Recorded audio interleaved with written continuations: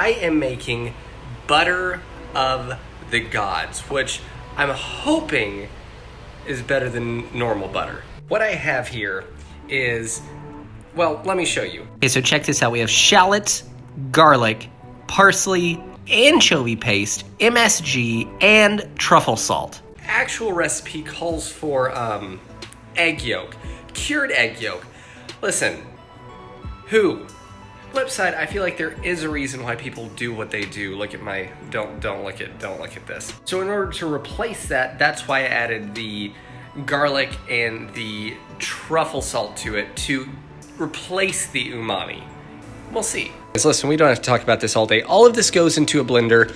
Oh, and don't forget that. That, I mean the roasted bone marrow that we have brined for a couple of days to pull the blood out of it, roasted it, and that is being combined with 8 tablespoons of butter, and that's 4 tablespoons, roughly, of bone marrow.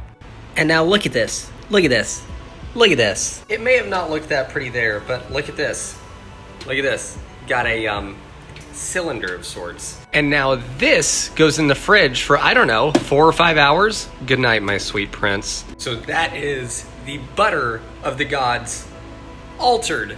Because who's gonna have a cured egg yolk? Like, let's be honest. Chris, that cured egg yolk that you had was spoiled, and you know it, and I know it, and I just wasn't gonna say anything.